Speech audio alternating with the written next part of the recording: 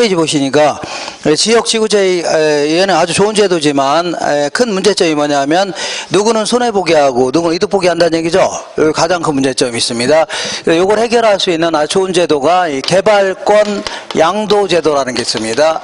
개발권 뭐라고요?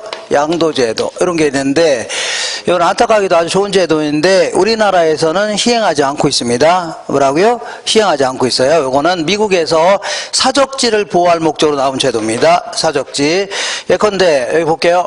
여기가 이제 사적지가 딱 있습니다. 사적지. 사적지가 있는데 이 근처에 뭐 50층, 100층짜리 건물이 들어서거나 공장 같은 게 들어서면은 아무래도 사적지 본래 기능이 훼손될 수 있죠. 그러니까 니네들 반경 몇 킬로까지는 자 3층 이상은 짓지 말아라 규제할 수 있네요.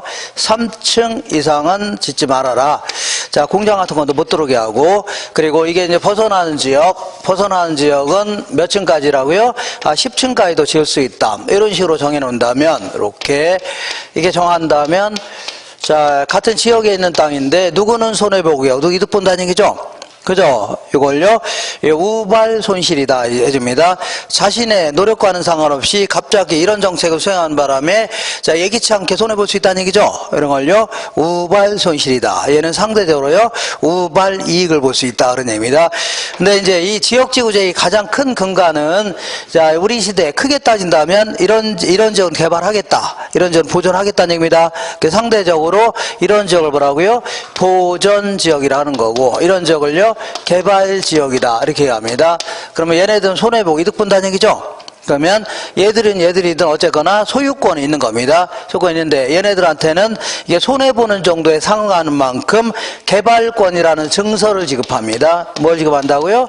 개발권. 그러니까 개발권을 받았다고 해서 자기 땅을 개발하냐, 그건 아니고 이건 일종의 유가증권의 형태로 타인에게 팔 수가 있다는 얘기죠. 이런 권리가 부여되어 있는 겁니다. 근데 얘네들한테는 개발권 줘요, 안 줘요?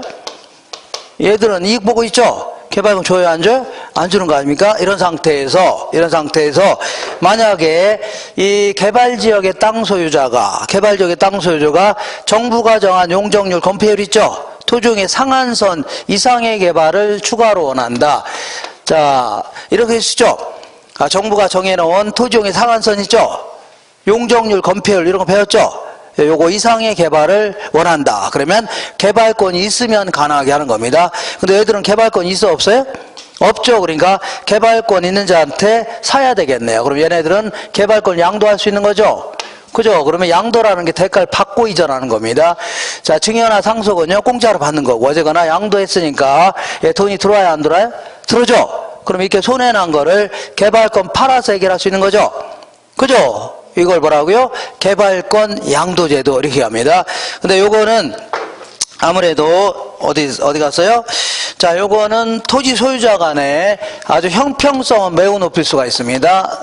형평 매우 높일 수 있지만 아무래도 이 전제 조건이 뭐냐면 얘는 자, 정부가 정한 용적률 건폐율 있죠? 이게 토지용의 상한선 이상의 개발을 전제로 하는 거 아닙니까? 그러다 보니까 아무래도 이 지역지구제의 틀 자체가 완전히 와해되면서 무너질 수 있죠? 그러면서 이 지역이 과밀 혼잡이 야기되면서 아주 비효율적인 토지용 있죠? 이런 게 생길 수밖에 없는 겁니다. 그러니까 도시가 엉망이 될 수밖에 없다는 얘기죠? 그러니까 상당히 자, 효율성에는 문제가 될 수 있다는 얘기입니다. 알겠죠? 이렇게 정리하시면 됩니다. 효율성에는 문제가 될 수 있다. 이렇게 하시면 돼요. 되셨죠? 이렇게 한 장 넘겨볼게요. 자, 그 다음, 다시 제가 거꾸로 돌아올게요. 77페이지 볼게요. 77페이지에 자, 토지 문제를 해결하려는 토지 정책을 뭐라고요? 토지 정책이라는데 여기는 지역지구제는 260페이지에 있습니다. 적어놓으세요. 260페이지. 한 장 넘겨보시면, 자, 두 장 넘겨보시면 80페이지에 맨 위쪽에 개발권, 개발이익 환수제도 있죠? 찾았죠? 요거는 우리 교재 256페이지에 있습니다. 256페이지. 그 밑으로 쭉 내려가면 직접적 개입 방법 있죠? 요거는요 258페이지. 몇 페이지라고요? 258페이지. 이렇게. 자, 다시 한번 위로 올라올게요. 80페이지 위쪽에 가면 개발이익 환수제도 이런 게 있는데, 자, 개발이익이라는 것은 말 그대로 개발에 따라서 이익이 생긴 부분이 있죠? 요걸요 개발이익이라는 겁니다. 예를 들어서 이 지역이 이마트가 없었는데 자, 이마트가 여기 개발했다. 자, 이마트가 원래는 없었는데 여기다가 이마트 회사에서 이마트를 개발했다고 치자. 그러면 주변에 있는 아파트 가격이 올라가요, 떨어져요? 올라갈 수 있죠. 이런 게 일종의 답을 하고요. 개발 이익이라는 겁니다. 무슨 이익이라고요? 개발. 근데 문제는 이마트가 요 주변에 아파트 가격이 올랐다고 해서 니네들 돈을 뺏겠다 할 수 있나요? 뺏는다고 해서 뺏길 사람도 아니죠. 그러니까 환수라는 게 뭐라고요? 뺏겠다는 얘기입니다. 이게 할 수 없는 겁니다. 근데 정부가 요 지역에다가 도로를 깔았다 치자. 도로를 깔게 되면 이런 주변 지역의 땅가격이 올라가요? 안 올라가요? 올라갈 거 아닙니까? 그죠? 근데 요거는 이 도로는 뭘 갖고 까는 거예요? 세금을 가지고 하는 거죠. 그러면 그 지역 사람 전체가 이익을 봐야 되는 거지 왜 이 사람들만 이익을 봅니까? 그죠? 그 안 되겠다. 뺏겠다는 얘기입니다. 뺏어서 사회 기저 재투자하겠다는 얘기죠. 이걸 뭐라고요?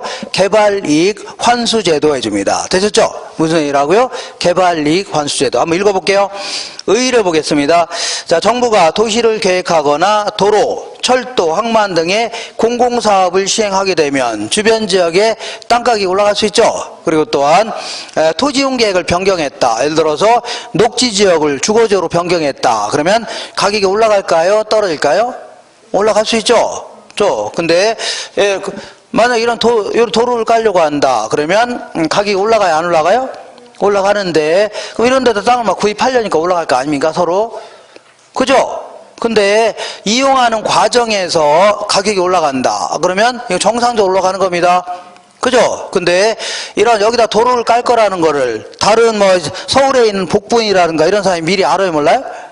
알 수 있죠? 그죠? 그럼 이용도 안 하면서 막 서로 서로 구입하려다 보니까 정상 지가 이상으로 급등할 수 있죠? 이런 걸 뭐라고요? 개발이익이라는 겁니다. 알겠죠? 그러니까 정상적으로 올라가는 건 상관없는 겁니다.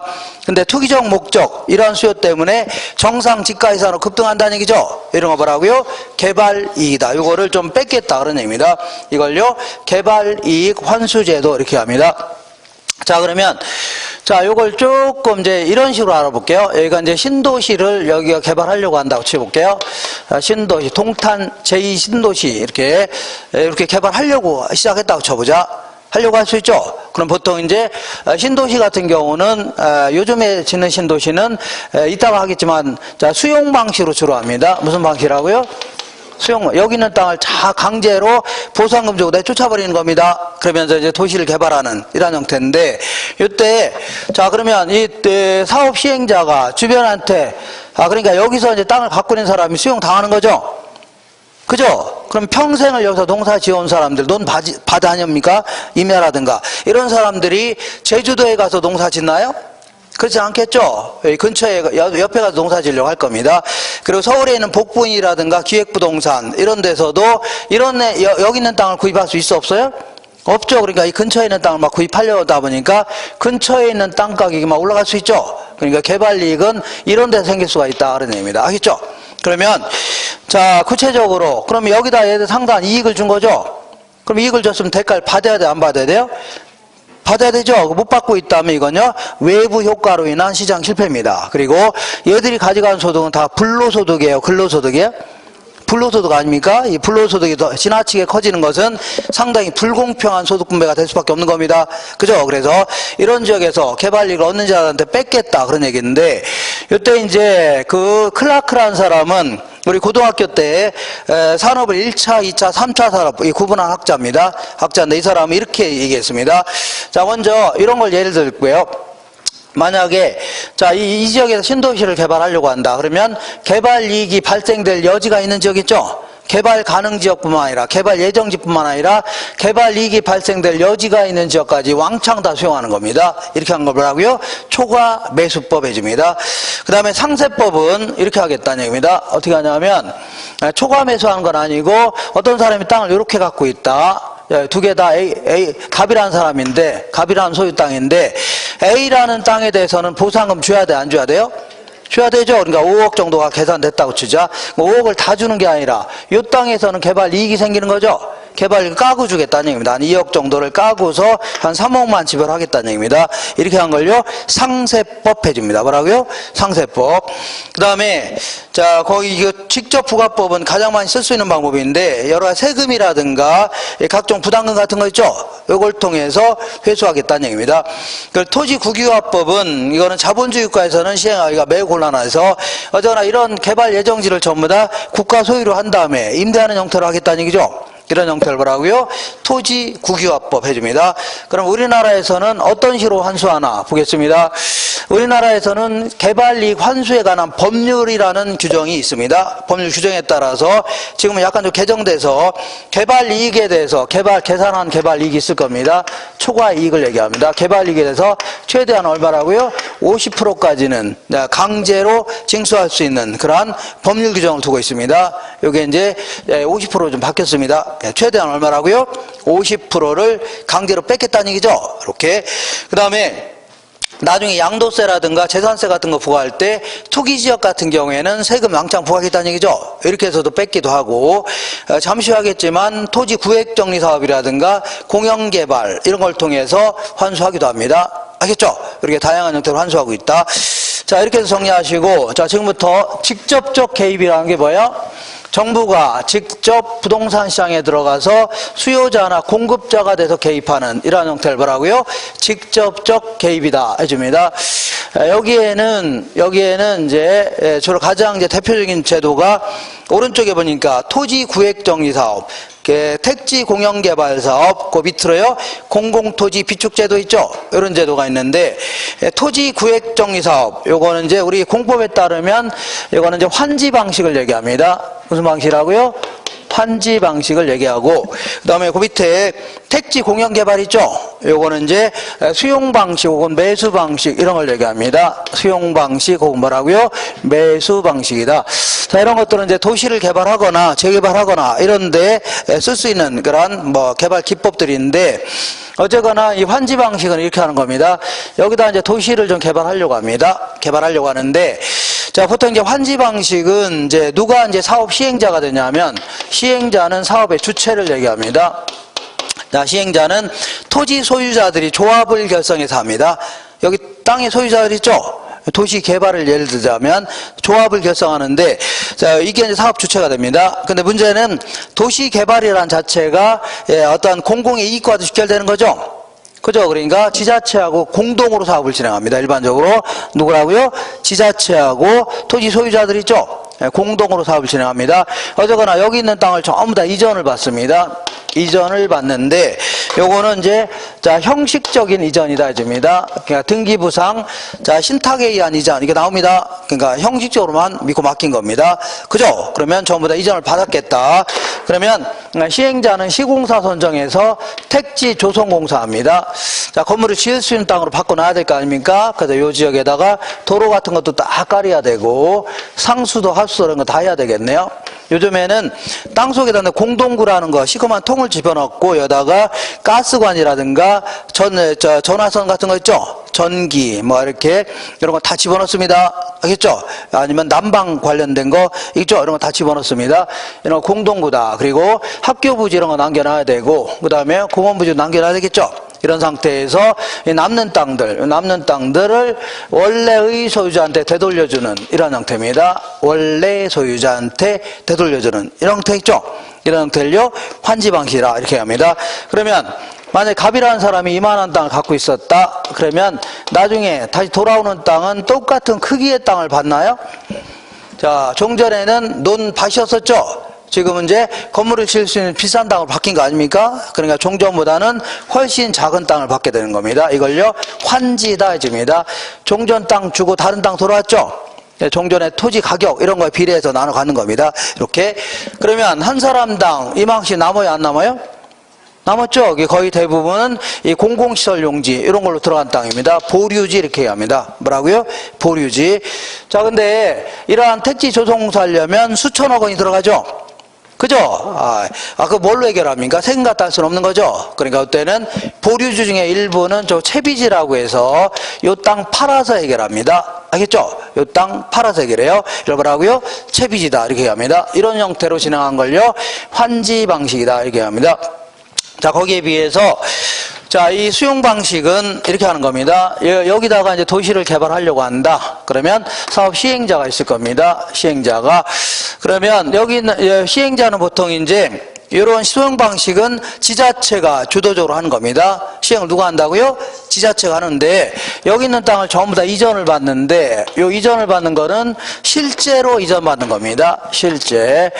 자, 그러니까 처음에는 협의 매수한다 하지만 그거는 뭐 형식적인 거고 거의 이제 미리 보상금을 다 책정했다가 그냥 보상금 주고 쫓아내는 겁니다. 알겠죠? 그러니까 평생을 살아왔던 고향에서 있죠? 쫓겨나는 이런 형태입니다. 알겠죠? 대대손손 이어져 왔던 고향에서 쫓겨나는 이런 형태입니다. 어쨌거나 이제 전부 다 이전 받았다. 그러면 시행자는 시공사 선정해서 택지 조성공사입니다. 이렇게 건물을 지을 수 있는 땅을 바꿔놔야 되죠? 그런 상태에서 남는 땅들을 주로 이제 건설사한테 이제 매각하는 주로 얘들한테 매각하는 형태입니다. 그렇기 때문에 만약에 갑이라는 사람이 이만한 땅을 갖고 있었다. 그러면 얘는 보상금 받고 쫓겨나는 겁니다. 그리고 나중에 다른 땅을 받나요? 보상금 받고 쫓겨났죠. 그러니까 이 동네 들어오려면 나중에 건설사가 지은 아파트를 사서 들어야 돼요. 알겠죠? 그렇지 않으면 들어올 수가 없는 겁니다. 알겠죠? 이렇게 진행하는데, 자, 이거와 관련돼서 한 문제가 나오긴 힘듭니다. 옛날에 나올 수도 있었는데 지금은 지문에 이렇게 끼어들 수는 있습니다. 한두 개 정도 끼어들 수가 있으니까. 자, 한번 장단점 알아보겠습니다. 먼저 토지 구획정의 사업의 장점은, 자, 거기 찾으셨나요?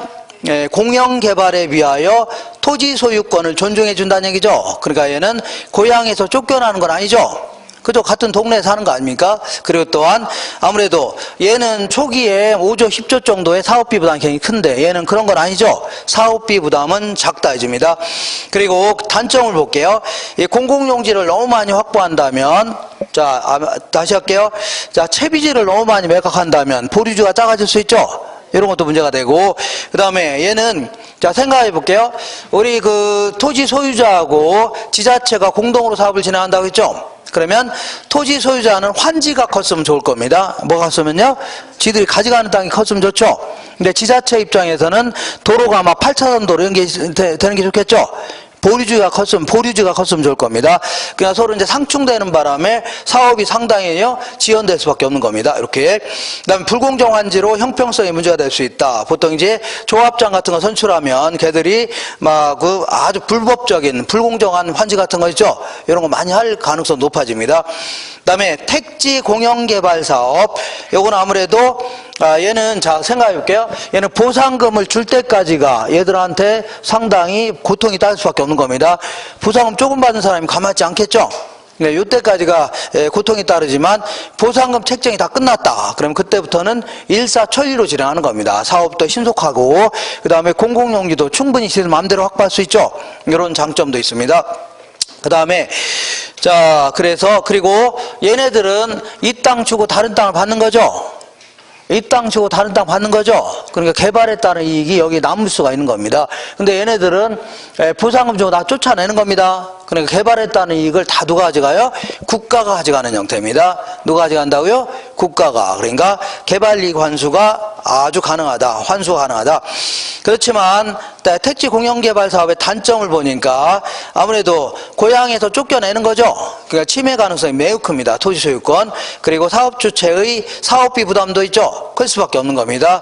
그리고 합리적인 보상금 산정이 있죠. 그러니까 보상금 조금 받은 사람들은 가만히 있어요? 가만히 있지 않아요? 가만히 있지 않겠죠. 그러니까 이렇게 합리적으로 산정하는 게 쉽지만 않다는 얘기입니다. 이렇게 정리하시고, 그 다음에 이렇게 해서 정리할 수 있죠. 이렇게 해서 정리하시고, 자, 이번에는 공공토지 비축제도다 해서 요거를 이제 다른 말로 토지은행제도 이렇게 되게 합니다. 토지 뭐라고요? 은행제도다. 자, 요거는 이제 당장 도시를 만들겠다, 도로를 깔겠다, 이게 아니라 먼 미래에 10년이 될지 모르고 20년이 될지 모르고 어쨌거나 먼 미래의 공공사업에 필요한 공공용지 있죠? 이런 거를 미리미리 돌아다니면서 땅 가격 싼 거 있죠? 그런 거 미리미리 사놓겠다는 얘기입니다. 이렇게 미리미리 구입해 놓겠다는 얘기입니다. 이렇게. 알겠죠? 그리고 나중에 땅에 대한 수요는 많은데 땅이 없을 수 있죠? 그럼 땅 가격이 급등하면서 여러 사회 문제가 발생할 수 있어서 미리미리 땅을 사놓고 있다가 나중에 필요할 때 적절히 풀겠다는 얘기죠. 그러니까 먼 미래의 토지 수급 불균형. 토지 수급 불균형이라는 게 뭐야? 수요는 많은데 공급은 별로 그 공급할 땅이 없을 수 있죠.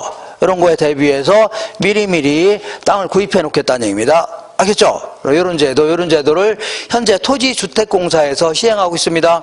어디서 시행하고 있다고요? 토지주택공사에서 현재 토지은행이라는 회계 계정을 두고서 여기서 관리하고 있습니다. 이때 미리미리 구입해 놓고 있다가 나중에 개발 수요가 발생하면 팔거나 뭐 이렇게 하겠다 그런 얘기죠. 그죠? 근데 이제 가지고 있으면서 어떤 형태로 가지고 있나 그 얘기인데 항상 공공하면 국가나 지자체, 정부 투자기관 있죠? 이런 자를요, 공공해 줍니다. 공공이, 그러니까 그 산 밑에 있는 땅을 거기 있는 동네 사람들이 자, 이 농사 짓겠다고 빌려달랍니다. 그럼 논리는 그냥 빌려주는 게 낫겠죠? 그러니까 이걸요, 공공이 임대하는 형태로 보유하고 있다. 이거는 별 문제가 안 됩니다. 별 문제가 안 되는데, 산 밑에 있는 땅이라든가 이런 거 있죠? 이런 거는 뭐 농사 지어봐야 돈도 안 될 수 있죠? 중국산 싸구려 농산물 이런 것 때문에 힘만 들고 산 밑에까지 올라가기도 힘들죠? 그러니까 아예 그냥 이용자가 없으면 방치해 놔야 될 겁니다. 뭐라고요? 방치. 이렇게 방치해 놓는 거를요, 공공이, 이 방치해 놓는 보유를요, 자유보유다. 공공이 그냥 방치해 놓은 걸요, 공공자유보유. 근데 요게 문제가 될 수 있습니다. 왜냐하면 우리 시유지라든가 아니면 국유지 같은 경우에 놀고 있는 땅 있죠? 놀고 있는 땅에서 이제 극빈층이 들어와서 판잣집 같은 거 지고 살 겁니다. 이렇게 지고 사는데, 자, 여기까지는 별 문제가 안 됩니다. 뭐 놀리는 이분들 와서 뭐 이용하는 것도 괜찮죠? 그죠? 근데 문제는 나중에 개발 수요가 발생하면 또 10년, 20년 살아온 분들 있죠? 이분도 내보내야 되잖아요. 그죠? 이게 보통 일이 아닐 겁니다. 이렇게 관리하는 비중이 있죠? 부담이 클 수밖에 없는 겁니다. 한번 읽어볼게요. 공공토지 비축제도의 장점을 보니까 3번 볼게요. 수용보다는 사유재산권의 침해 정도가 좋다고요? 약하다. 그 얘기는, 자, 수용은 팔기 싫어도 강제로 팔아야 됩니다. 그죠? 근데 얘는, 자, 이 미리미리 사놓겠다는 얘기죠? 그러니까 토지 소유자는 안 팔아도 상관없는 겁니다. 팔기 싫으면 안 팔아도 되는 거죠? 그러니까 사유재산권의 침해 정도가 약하다. 단점도 만만치 않게 있는데, 매입 토지를 관리하는 부담이 있죠? 아까 얘기한 대로 판잣집, 이런 분들도 내보내는 것도 힘들다는 얘기입니다. 그리고, 자, 볼게요. 만약에 이 땅을 뭐 구입했다. 정부가 구입할 거 아닙니까? 그러면 이 땅은 언젠가는 개발이 된다는 얘기, 안 된다는 얘기예요? 개발된다는 얘기죠. 그러면 주변 지역에 땅 투기가 아주 극성일 가능성이 높아집니다. 알겠죠? 이렇게 요 정도 아시고, 자, 문제는 조금 있다가 제가 기출 문제를 통해서 확인할 겁니다. 자, 이렇게 해서 요 정도에다가 우리 토지 정책은 주로 자, 이 공법에 있는 규정들을 간혹가다 물어봅니다. 그래서 상대적으로 2차를 공부하는 사람이 좀 약간 유리할 수 있습니다. 그래서 그런 것들은 나중에 문제를 풀면서 같이 정리하시면 돼요. 되셨죠? 나머지, 그리고 지금부터 이제 주택 관련된 문제 있죠? 주택 문제를 해결하려는 정부 정책 수단을 뭐라고요? 주택 정책이다 해줍니다. 여기는 임대와 관련된 정책, 분양 관련된 정책 구분할 수 있는데, 먼저 임대와 관련된 정책은 임대료 규제해 갖고 82페이지 맨 아래쪽에 그 임대료 규제 있죠? 이건 우리 교재에 274페이지에 있습니다. 몇 페이지라고요?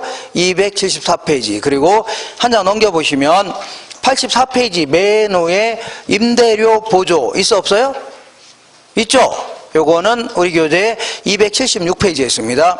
오른쪽에 자, 이 공공임대주택 공급이다 해서 딱 중간에 85페이지 중간에 공공임대주택 공급 있죠? 요거는 우리 교재 278페이지에 있습니다. 278페이지. 그래서 자, 요 정도 하고 나머지는 뭐 분양 관련된 정책이라든가 이런 것들은 자주 안 물어봅니다. 그러니까 주로 이제 임대와 관련된 정책 있죠? 요 정도만 잘 정리하시고 나머지 안 한 부분은요, 3월 달에 해도 충분합니다. 됐죠? 오케이. 그러면 자, 지금부터 임대와 관련된 정책 알아볼 건데, 우리 주택 정책은 거의 대부분은 정치적 목적으로 개입합니다. 다시 말하면 극빈층들이 인간답게 살 수 있는 길 있죠? 요걸 열어주겠다 그런 얘기입니다. 그렇기 때문에 어떤 정책을 수행했는데 극빈층들이 혜택을 본다. 그러면 이거는 효과가 있는 제도입니다.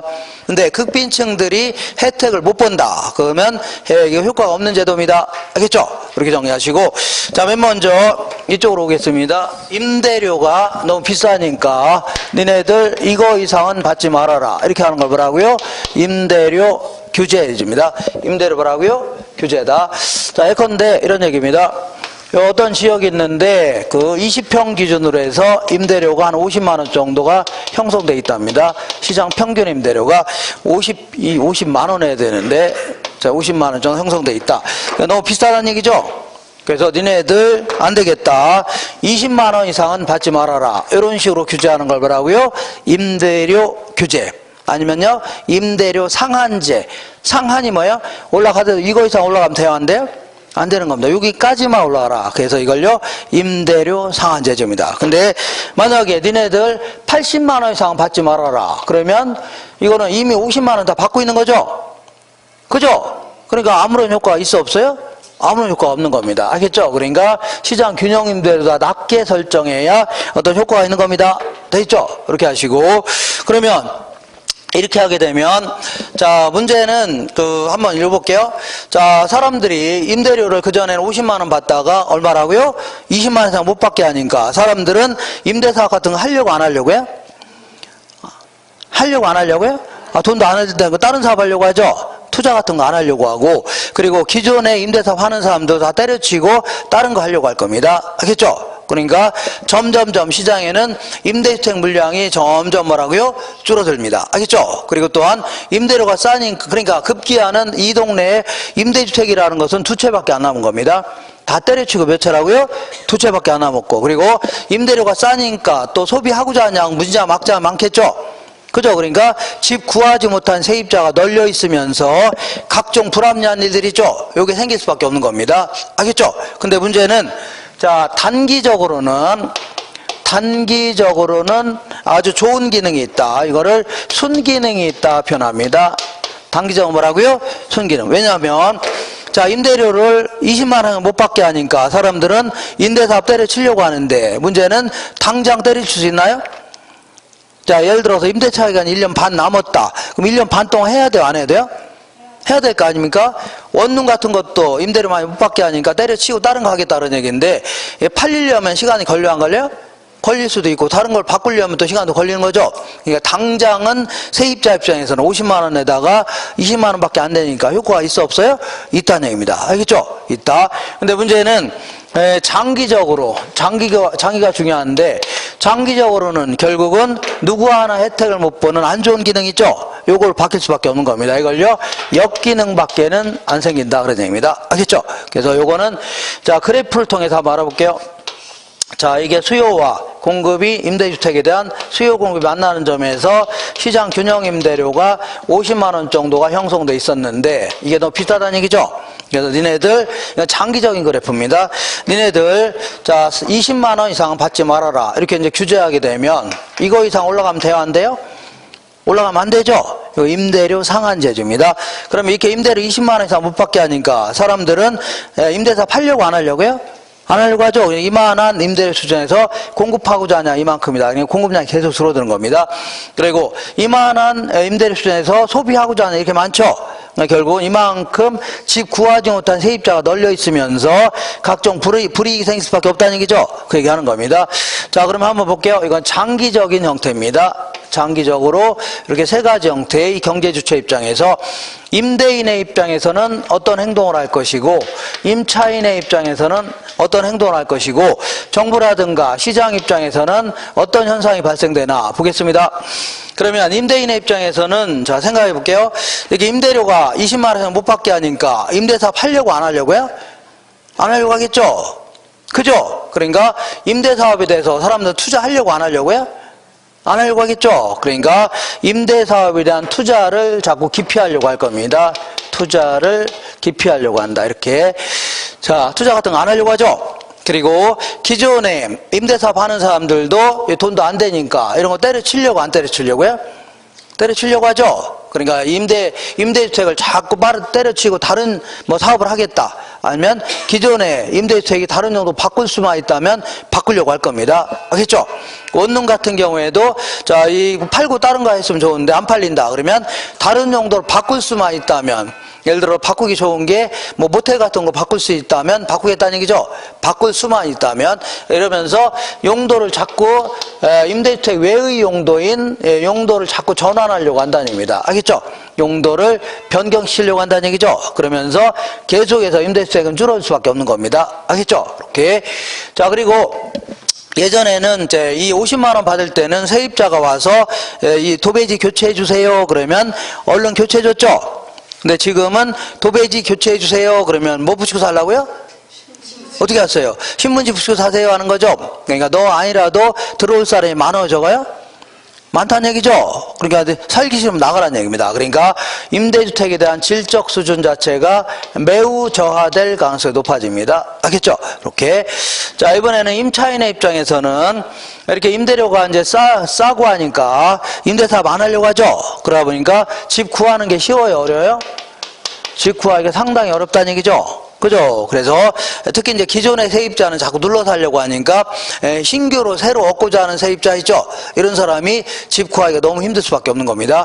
그리고 요번에 내가 이제 그 춘천으로 전근 가려고 하는데 거기도 마찬가지로 집 구하는 게 어렵겠죠? 그죠? 우리가 구하다 못 구해서 어쩔 수 여기서 출퇴근할 수밖에 없네요. 그러니까 주거 이동이 감소될 수밖에 없는 겁니다. 주거 이동이 감소되는 게 뭐 이렇게 대단한 문제냐? 문제가 될 수 있습니다. 왜냐하면 여기서 한두 사람이 여기서 차 끌고 왔다 갔다 한다. 그러면 개인의 문제입니다. 근데 수없이 많은 사람이 차 끌고 왔다 갔다 한다는 얘기죠. 안 나가도 돼야 될 비용이 나가요, 안 나가요? 나간다는 얘기입니다. 이 사회적 손실로 이어지는 겁니다. 그리고 어떻게 하다 보니까 50만 원에 집을 20만 원에 구할 수 있는 사람 입장에서 볼게요. 집을 구할 수 있다는 얘기죠. 그런 사람이 내 식구 기준으로 한 20평이면 충분하죠. 근데 집값 임대료 싸니까 에라 모르겠다. 50평짜리 빌려서 뭐 잉하다게 살아보자 해서 쓸데없이 과소비가 생길 가능성도 높아집니다. 이것도 일종의 자원의 낭비이기 때문에 시장 실패로 자꾸 이어지는 겁니다. 그리고 이번에는 자, 정부 입장에서는 그전에는 임대사업 한 사람이 굉장히 많았죠. 근데 지금 다 때려친 사람이 굉장히 많다는 얘기죠. 그러다 보니까 임대사업에 따른 소득세 수입이 급감하면서 정부를 꾸려나가는 것도 힘들다는 얘기입니다. 알겠죠? 그리고 이번에 춘천에 가서 집을 구하지 못한 사람이 집주인을 살짝 불러서 내가 계약세는 20만 원에 써드릴게요. 그 대신 몰래 30만 원 더 드릴 테니까 기존의 세입자 내보내고 내가 들어가게 할 수 있죠. 이런 식으로 자, 이 불법적인 암시장이 형성되면서 이건 내 20만 원 못 받게 하니까 몰래 50만 원에 거래하고 있다는 얘기죠. 이런 식으로 이중 가격이 형성되면서 자, 여러 가지 불이익이 생길 수밖에 없다는 얘기죠. 이렇게. 자, 그러니까 결국은 임대료를 규제했더니 단기적으로는 아주 효과적이지만 장기적으로는 결국은 누구 하나 혜택을 못 보는 안 좋은 제도 있죠. 요걸 바뀔 수가 있다는 얘기입니다. 다른 건 하지 마세요. 하지 마시고 자, 안 한 것들은 전부 다 언제 한다고요? 3월 달에 할 겁니다. 자, 그래서 안 되겠다. 임대료를 우리가 공짜로 주겠다 하는 걸요. 임대료 보조 이렇게 얘기합니다. 임대료 뭐라고요? 보조. 자, 임대료 보조하는 방법은 크게 이제 이렇게 나눠보겠습니다. 자, 소비자, 우리 같은 소비자한테 지원해주는 방법이 있고, 그 다음에 공급자인, 여기서 말하는 공급자는 건설업자 있죠? 건설업자들을 지원해주는 방법이 있습니다. 이렇게. 자, 우리 교재 어디냐면 84페이지입니다. 84페이지. 그럼 소비자한테 지원해주는 방법은 어떤 극빈층이 현재 월세를 40만 원 내고 있습니다. 근데 너무 힘들다는 얘기죠. 40만 원 내는 게. 그래서 이 가구당 한 30만 원 정도를 좀 지원해 주겠다. 보조해 주겠다. 그런 얘기입니다. 이렇게 한 걸 뭐라고요? 소비자 보조다 해줍니다. 그 다음에 공급자 보조는 어떤 건설업자가 아파트를 지어서 아파트 짓는데 한 100억 정도 들어가는데 자, 요거를 지어서 보통 우리나라 같은 경우는 8년 이상 보통 얘기합니다. 요거를 8년 이상 임대사업 같은 거 하고자 한다는 얘기죠. 그럴 경우는 준공공임대 아파트다 해서 상당 부분 좀 지원해 주겠다 그런 얘기입니다. 그래서 예를 들어서 그 한 동 질 때마다 한 50억 정도를 좀 지원해 주겠다. 50억 정도를 보조해 주겠다 하는 걸요. 공급자 보조라는 겁니다. 되셨죠? 공급자 보조. 그러면 소비자 보조는 요거는 약간 좀 아직 수요 공급 이론을 제대로 안 했기 때문에 공부하기가 좀 힘들 겁니다. 좀 이해가 좀 안 갈 건데 이 사람은 이제 임대주택도 소비했고 그다음에 다른 재화도 구입하는데 100만 원 월급 타서 이건 약간 좀 어려우니까 이해 안 되시면 넘기세요. 그동안은 임대주택에 대해서 40만 원 썼고 그다음에 다른 재화 구입하는데 60만 원 썼다는 얘기죠. 그죠? 근데 한 30만 원 정도 지원해 주니까 내 돈 나가는 건 얼마예요? 10만 원만 나가도 되는 거죠. 그러니까 이 사람 입장에서는 임대주택이 상당히 싸진 효과가 있습니다. 얼마만 내면 되니까요? 10만 원. 알겠죠? 그러니까 다른 재화에 비해서 상당히 싸진 효과가 있습니다. 그러면 사람들은 상대적으로 비싼 다른 재화를 덜 구입하고 주택을 더 많이 소비하려고 한다는 얘기죠. 이걸요 대체 효과다 해줍니다. 이해 안 되시면 살짝 넘기세요. 그리고 자 이번에는 옛날이나 지금이나 대체 효과는 없다고 치고 옛날이나 지금이나 똑같은 양을 소비한다고 쳐볼게요. 임대주택이나 다른 재화나 똑같은 양을 소비한다고 하면 돈이 남아요 안 남아요? 30만 원 남죠? 그죠? 그러니까 소득이 증가된 효과가 있습니다. 소득이 증가됐기 때문에 얘 같은 더 많이 소비하려고 하죠. 이렇게 해서 어쨌거나 자 이해가 안 가시면 살짝 넘기세요. 나중에 계속 할 거니까 임대주택에 대한 소비량이 늘어날 수밖에 없는 겁니다. 이렇게 이게 정부 입장에서의 주된 목적입니다. 자 지금 10평, 12평 너무 열악하죠? 그러니까 넓은 집에 살아라는 얘기입니다. 그리고 달동네 같은 걸 특히 없애려고 좀 깨끗한 집에 가 살아라는 얘기죠. 깨끗한 동네가 살아라는 얘기입니다. 알겠죠? 이게 이제 주된 목적입니다.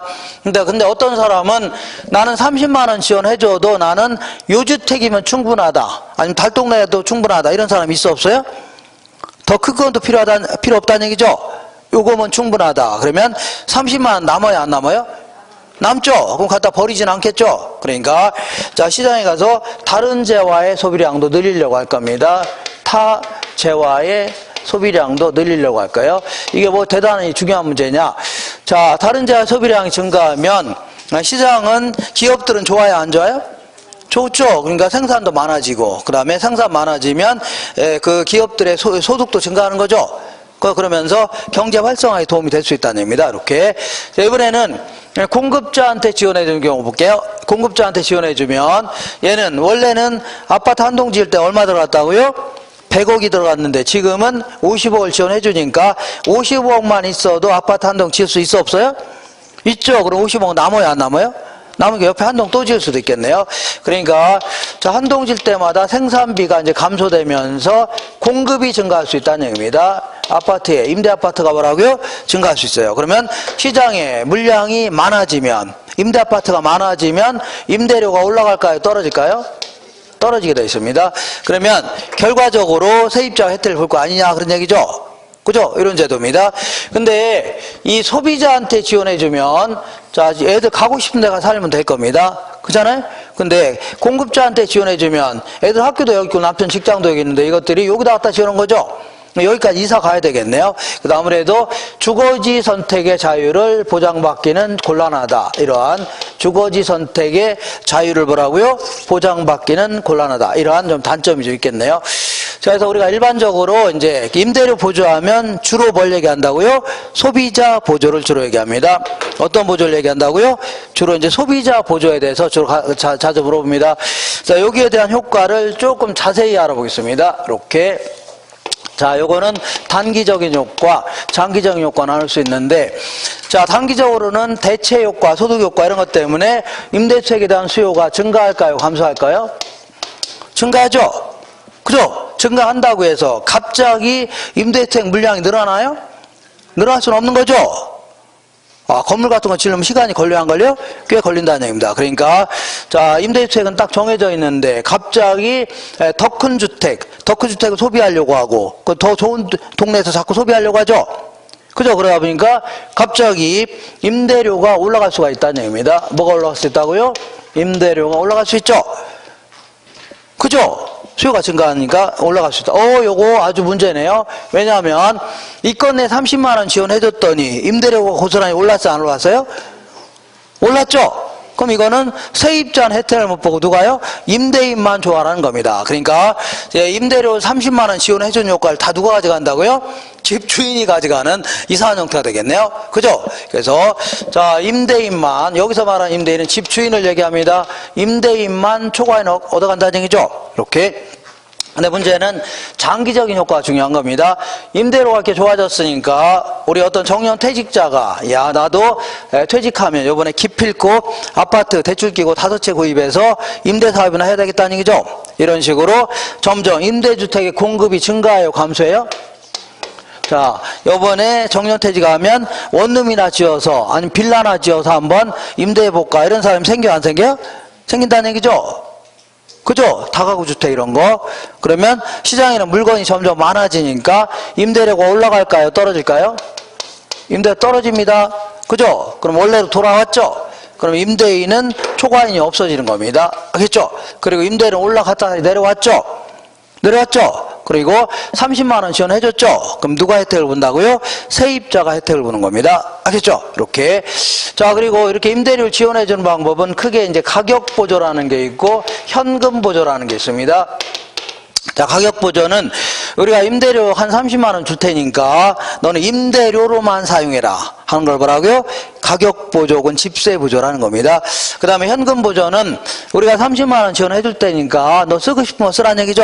이렇게 하는 걸 뭐라고요? 현금 보조라는 겁니다. 무슨 보조라고요? 현금 보조. 그러면 정부가 왜 30만 원 지원해 주려고 하냐면, 자, 생각해 볼게요. 30만 원 지원해 주는 이유가 지금 10평, 12평 너무 열악하죠? 또 좀 넓은 집에 가서 살라는 얘기입니다. 그리고 달동네 같은 거 없애려고 좀 좋은 동네 가서 살라는 얘기죠. 그죠? 이게 주된 목적이 되는 겁니다. 그죠? 그러니까 정부 입장에서는 얘가 임대료 쓰는 게 오히려 더 좋을 겁니다. 그래서 이걸 정부 정책 효과는 뭐가 크다고요? 가격 보조가 큰 겁니다. 무슨 효과라고요? 정책. 근데 어떤 사람은 나는 30만 원 받으면 이거 당장 애가 수술해야 된다는 얘기죠. 수술비로 쓰겠다. 아니 이번에 대학교를 갔는데 학비가 부족한데 이걸 쓰겠다는 얘기죠. 그러니까 소비자 효용 측면에서는 뭐가 유리하다고요? 현금 보조가 유리합니다. 소비자 뭐라고요? 효용 측면에서는 쓰고 싶은 거 쓰는 게 좋겠죠. 이렇게 그 밑에 나와 있는 것처럼 어떤 애가 이제 이번에 취직해서 첫 월급 탔는데 엄마한테 좀 구두를 좀 사주고 싶어 합니다. 그죠? 그러니까 이 애가, 이 친구가 정책적인 목표가 뭐야? 엄마한테 구두 사주는 게 목표죠? 그죠? 그래서 금강제와 상품권을 사준 겁니다. 근데 엄마는 지금 구두, 신발장에 구두가 무지장 많습니다. 옷을 사 입고 싶습니다. 그죠? 속으로 이놈이 금강제와 상품권을 줬으면 좋아요? 현금으로 줬으면 좋아요? 현금으로 줬으면 좋겠죠? 이런 식으로 자기가 쓰고 싶은 거 사는 게 좋겠죠? 그거와 똑같은 겁니다. 자, 그러면 우리나라에서는 그동안은 이제 국민 기초생활보장법에 따라서 최저 생계비에 못 미치는 가정이 있죠. 가구를 선정해서 최저 생계비 정도에 상응하는 거를 동사무소에서 좀 지원해 줬습니다. 그 돈 가지고 의료비도 써도 상관없고 임대료 쓰고 이렇게 하라는 얘기죠. 교육비도 쓰고. 그러다가 이 가격 보조의 대표적인 게 뭐냐면 주택 바우처 제도입니다. 문제더라고요. 바우처. 이거는 일종의 쿠폰을 나눠주는 겁니다. 알겠죠? 쿠폰 나눠주면 집주인이 한 달에 한 번씩 돈 달라고 할 수 있죠? 그때 쿠폰을 주면 되겠네요. 그러면 집주인은 쿠폰 갖다가 시청이라든가 이런 데 가서 바꾸면 되는 거죠? 결국은 임대료밖에는 못 쓰게 되는 이런 형태가 됩니다. 뭐라고요? 임대료. 이거를 한 7년 전부터 그 재개발, 재건축 예정 지역 있죠? 이런 지역을 중심으로 해서 서울시에서 이거라고요? 시범 운영하다가 박근혜 정부 들어서는 자, 이거 전면 시행하고 있는데 금액은 상당히 좀 낮습니다. 금액은 좀 크지는 않지만 어쨌거나 좀 시행하고 있습니다. 그래서 우리나라 전체 예산이 한 400조가 약간 넘어가는데 그 중에서 이걸로 쓰는 거는 1조도 채 안 되니까 이걸 좀 높일 필요가 있습니다. 알겠죠? 이렇게. 자, 그래서 이렇게 정리하시고 이번에는 자, 공공임대주택 정책 알아보겠습니다. 공공 뭐라고요? 임대주택 정책이다. 자, 이거는 정부가 직접 아파트 지어서 공급하겠다는 얘기입니다. 정말 직접 뭐라고요? 아파트 지어서 공급하겠다는 얘기인데, 이 공공임대 아파트는 원래는 한 71년도경에 서울의 개봉 지역 있죠? 네, 그 지역에다가 아파트, 영구 아파트 이렇게 지은 게 최초인데, 그건 몇 동 안 됐고, 본격적으로 지어진 거 있죠? 이게 아주 오래된 것 같지만 사실은요, 예, 그 89년도 있죠? 89년도부터 이제 본격적으로 지어지기 시작하는 겁니다. 네, 요걸 이제 영구 아파트, 무슨 아파트라고요? 영구 아시나요? 머리 이렇게 구멍 나네. 이런 걸 영구라고 하는 겁니다. 영구 아파트라고 해서, 영구적으로 이제 계속 사는 건데, 요거는 보증금은 없습니다. 뭘 없다고요? 보증금 없이 그냥 선불로 월세 내면서 사는 거 이런 거 있죠. 이런 형태인데 보통 이제 몇 평이냐면 13평 정도 아주 탁상같이 지어놓고서 이제 그 임대했다는 얘기죠. 근데 요게 이제 사회적인 문제가 너무 컸습니다. 왜냐하면 여기 사는 사람은 저 누구를 대상으로 했냐면 극빈층이라든가 탈북자 있죠. 이런 애들, 이런 사람들 중심으로 해서 임대를 놨는데 문제는 얘들이 학교 가서 뭐 왕따 시키고 그랬다는 얘기죠. 학생들이. 여기 사는 사람 왕따시키고 그래서 사회적 문제가 너무 컸습니다. 그래서 이 89년도부터 98년도경에 국민임대아파트, 임대주택이라고 해서 주로 이제 이런 명칭을 써가면서 그 당시에 주택공사에서 아파트를 지었는데 한 25평 전후로 있죠. 이렇게 전후해서 보증금도 한 뭐라고요? 한 30% 받고 보통 이제 임대차 기간은 이제 약정하는 겁니다. 최소 5년에서 50년 사이에 계약하는 겁니다. 이런 식으로 하는 걸요. 국민임대주택 이렇게 해서 지금까지 운영하고 있다가 그리고 운영도 하고 있습니다. 그리고 이명박 정부 들어서는 자 여기가 서울이라면 자 요런 데 많이 있을 겁니다. 이 그린벨트 같은 거 있죠.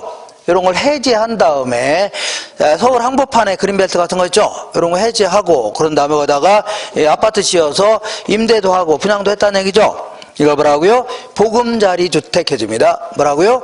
보금자리 주택. 그래서 어쨌거나 이제 이런 형태로 운영하다가 이런 운영도 하고 있고, 그다음에 박근혜 정부 들어서 유수지, 그 개천 같은 거 있죠? 개천이라든가 철로 같은 데 옆에 보면 놀고 있는 땅이 많습니다. 이런 거라든가 각종 노는 땅 있죠? 요거에다가 아파트 지어갖고 보통 이제 한 13평 정도 13평 있죠? 요 정도 되는 아파트 지어서, 그러니까 개천 뭐 같은 거 복귀하고 있죠? 이렇게 해서 13평 정도 되는 아파트 지어서 주로 1인 가구라든가 신혼부부, 있죠? 이런 거라든가, 이런 부부도 있죠? 아니면 사회초년생, 이런 분들을 주 대상으로 해서 시중가 임대료보다 한 30% 싸게 해서 임대한 게 있습니다. 이걸요, 행복주택이다, 입니다. 문주택이라고요? 행복주택. 이렇게 해서 여러 가지 형태로 변화해 왔는데, 여기서는 나중에 이제 임대주택은 나중에 이제 슬슬 다른 얘기를 해보고, 여기서는 이제 이런 얘기를 해볼게요. 여기 이제 사적시장입니다. 사적시장. 우리 동네에도 이제 삼성아파트, 대림아파트도 있고, 대우아파트 이런 거 있죠? 그리고 제가 사는 아파트가 무슨 아파트라고요? 건영아파트. 이런 사적시장에 임대차 시장이 있는데 이 시장은 전월세가 막 비싸요? 싸요? 막 비싸다는 얘기죠. 그래서 안 되겠다. 소위 말하는 이제 공적시장이라고 해서 주변에다가 토지주택공사라든가 지방공사, 서울공사 얘들 시켜서 아파트 지어서 아주 저렴하게 공급하겠다는 얘기입니다. 알겠죠? 이런 걸요, 공공임대주택 정책 이렇게 얘기합니다. 그러면 자 지금부터는 이 시장이나 품질은 거의 똑같다 과정해야 됩니다. 뭐는 동일하다고요? 품질. 물론 보금자리 주택 같은 경우는 품질이 약간 떨어지긴 합니다. 그렇지만 거의 똑같다 과정해야 돼요. 알겠죠? 똑같다. 그러면 품질도 거의 똑같으면 여기는 임대료가 비싸고 여기는 싸죠? 그렇다고 접근성이 나쁜 것도 아니고 도심 한복판이죠? 이런 데 막 지어도 되니까 여기 사는 사람이 이쪽으로 이사 가려고 안 가려고요? 가려고 하겠죠? 그러니까 여기서 나타난 효과 보겠습니다. 이것도 마찬가지로 단기적인 효과, 그 다음에라고요? 장기적인 효과 나눠볼게요. 그럼 이쪽으로 이사 가려고 하니까 이쪽은 수요가 증가하고 이쪽은 수요가 감소하겠죠? 그러니까 수요가 감소하면 임대료가 올라갈까요? 떨어질까요? 떨어집니다. 수요가 증가하면 임대료가 올라가는 겁니다. 수요가 감소하면요, 임대료가 떨어지게 됩니다. 그러면 임대료가 점점 떨어지는데 어디까지 이사 가나 볼게요. 얘보다 높은 안은 계속 이사 가려고 하죠. 그러니까 이 정도 될 때까지 계속 이사 가려고 할 겁니다. 그래서 임대료가 거의 뭐라고요? 공적 시장의 임대료 수준으로 떨어졌겠죠. 그죠? 그러면 자, 아주 단기적으로 매우 좋은 제도입니다. 왜냐하면 공적 시장으로 이사 간 사람은 당연히 혜택을 보지만 사적 시장에 남아있는 사람들도 임대료가 떨어졌죠? 혜택을 볼 수 있다는 얘기입니다. 그러니까 둘 다 아주 혜택을 볼 수 있다는 얘기죠? 그렇잖아요? 근데 장기적으로 볼게요. 장기적으로 자, 내가 만약에 아파트를 한 5채 가지고 임대사업 하고 있는데 임대료가 이렇게 형편없이 떨어지니까 이거 돈도 안 된다는 얘기죠? 타산도 안 먹고 그러니까 임대사업 하려고 안 하려고요? 아, 이 재미도 없는데 때려치려고 하죠? 팔아치우고 다른 장사 하나 해야 되겠다. 이런 사람이 계속 생겨 안 생겨요? 생긴다는 얘기죠? 원룸도 다 때려치고 다른 거 하겠다는 얘기죠? 그러면서 장기적으로는 점점 임대주택의 공급이 점점 감소하기 시작합니다. 뭐 감소한다고요? 공급이 감소한다. 그러면 이 시장에서는 임대주택 물량이 점점 줄어들죠? 그죠? 줄어들면 임대료가 올라갈까요? 떨어질까요? 올라가게 되는 겁니다. 항상 마늘이 부족하면 가격이 올라가는 거죠? 네, 다시 이제 올라가기 시작한다는 얘기입니다. 어떻게 해요? 올라가는데, 자, 요거는 이제 단기적인 효과고, 올라가는데 어디까지 때려치려고 하냐면, 과거에 적정 임대료에 못 미치는 한은, 이거 돈도 안 된다는 얘기죠? 계속 때려치려고 하는 겁니다. 그러니까, 이 정도가 될 때까지는 계속 때려치겠죠? 이게 바로 장기적인 효과가 되는 겁니다. 장기적으로는 원래 수준으로 돌아왔죠? 그죠? 그러니까 결국은 장기적으로는, 자, 임대료가 다시 올라가는 겁니다. 임대료가 올랐죠? 그러다 보니까 공적 시장으로 이사 간 사람은 당연히 혜택을 보지만 사적 시장에 남아있는 사람들은 혜택을 봐요, 못 봐요? 못 본다는 얘기죠? 이렇게. 결국은, 자, 장기적인 효과가 중요한데, 장기적으로 이쪽으로 이사 간 사람만 정부에서 지원받은 형태가 되는 겁니다. 알겠죠? 정부에서. 그리고, 자, 결국은, 자, 볼게요. 결국은, 자, 이쪽으로 이사 간 사람 혜택을 보고, 결국은, 자, 이쪽으로 이사 간 사람이 어디서요? 북한에서 갔나요? 남한에서 갔겠죠? 시장 전체의 임대수익량은 어떻다고요? 불변입니다. 아시죠? 불변. 그리고 얘는요, 점점 공급량이 늘어난다. 저가주택 공급량이 늘어나는 게 상당히 고무적인 얘기입니다.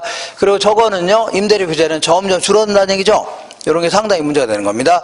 자, 이렇게 해서 요 정도 정리하는데, 그리고 여기 뭐 분양주택 정책은 많이 안 물어보니까 요거는 3월달 해도 충분합니다.